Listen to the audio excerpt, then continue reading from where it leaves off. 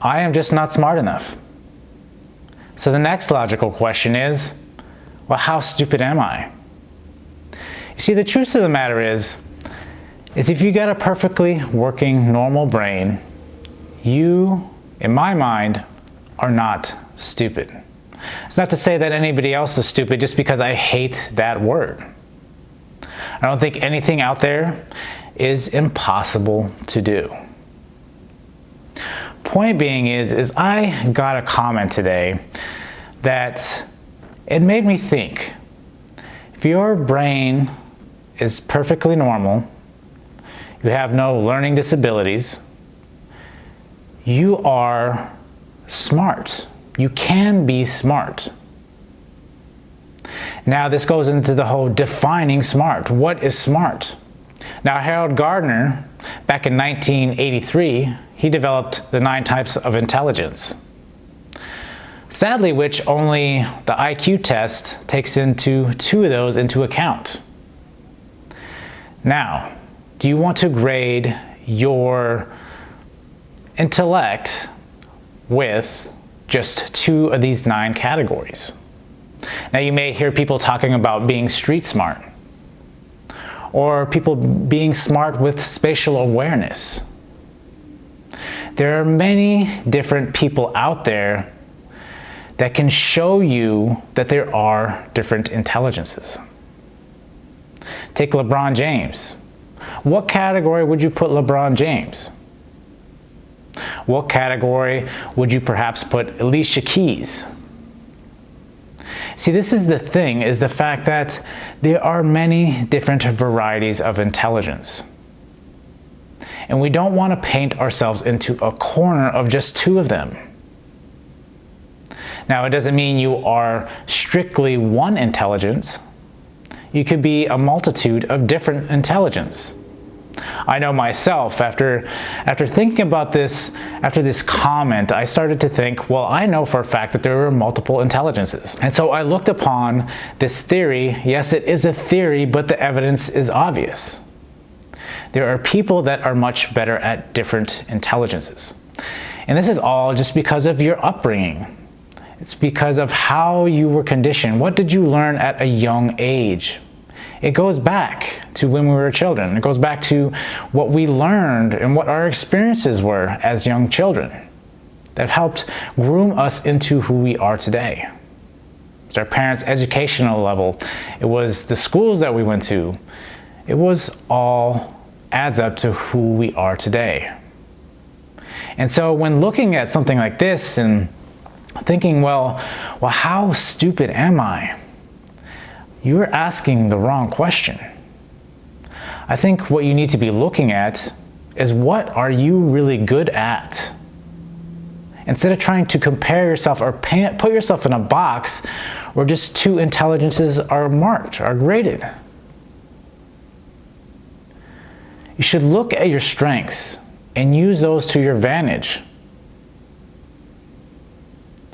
Because ultimately, trying to fit into that box is destroying your mindset and thinking that you have to fit in that box. And I think it's more apparent even today's day and age, where technology is allowing people to be more creative and more open about their thoughts and ideas and be able to make good livings off of being creative. And that whole thought and idea that you had to be good in just 2 intelligences. That is what's important, is to ask yourself the right question. Maybe your motivation isn't there. Maybe you haven't found purpose yet. This is why it's important to find perspective, to be curious about things that draw your interest, to pursue those things, to make time for those things.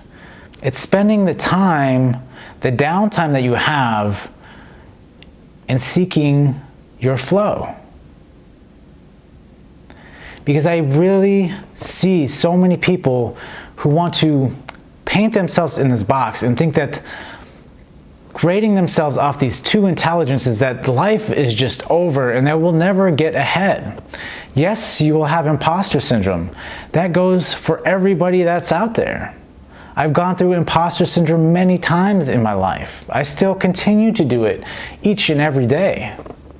But once you get comfortable, you learn enough, then you don't feel like an imposter. You may find like you have no drive, so you want to associate that with being stupid, when in fact you're not. There are other intelligences out there. Have you looked to see perhaps where your strength is at? Maybe you like to sing. That's an intelligence. Have you ever thought about that in that aspect, in that perspective? So you have to understand how you've been conditioned, and a lot of times this goes back to just auditing who you are. If you could just audit yourself and get to know yourself. This is why I talk about critical thinking, independent thinking. Unplug and sit with your thoughts, with your ideas, and realize that you are someone of value. Don't grade yourself off of a test. Don't grade yourself on what other people are telling you. Grade yourself on how you see yourself. And depending on this video title, you probably aren't really thinking very highly of yourself. But I'm here to tell you that you have value. I'm here to tell you that you should expand your perspective. Expanding your perspective matters. It gives you new insight and new options onto what's really out there. Don't go with the social norms. Yes, sometimes you might have to be a little bit of a black sheep, but I'm telling you, it is good for your mental health. It's good to be aware of the other intelligences. It's good to be aware of what you're good at. I'm not saying you have to go and just completely throw out those intelligences that aren't useful to you. You can build them up, but ultimately, I believe that you should focus on what you're strong at and use that to your advantage. Use your creativity to go paint or go create YouTube videos. Go do something that allows you to be creative. So stop telling yourself or asking yourself the wrong question. It all comes down to the questions that you ask and the answers that you give yourself. If the way you are answering yourself is in a negative fashion, you're going to have to reword some of those things. It's okay that I don't have musical intelligence. That's okay. Or maybe it is mathematical intelligence. Maybe I don't have that either. But that's perfectly okay. You don't have to beat yourself up for something that you don't have. You should be okay with who you are. Stop placing labels on yourself that are going to hold you back from believing in yourself, because that's ultimately where the problem is going to start coming up. And then anytime you try to go explore something you've been interested about, it shuts you down because you have one intelligence that is telling you that you can't do it. I'm telling you, you can. It's always going to take effort on your behalf. If you want to build an intelligence, you need to build it up by practice. And realize that because you don't get it, everybody fails. Everybody's going to fail. Nobody just comes out knowing how to walk. You have to build it up. If it's not clicking, maybe it's something you just don't really want. Because if it was something that you wanted and desired, you would pursue it until you got it.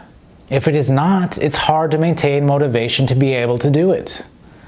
You have to seek your flow. Lose track of self and time, and you realize that this is where you start building that intelligence in whatever category that falls in. and expand upon it and grow in it and be happy. Instead of beating yourself down, wondering why you're not getting it. Maybe that's just not your strong suit. So I hope this helps you guys, and if it has, remember to hit the like button on the way out. Till next time, I will see you guys later.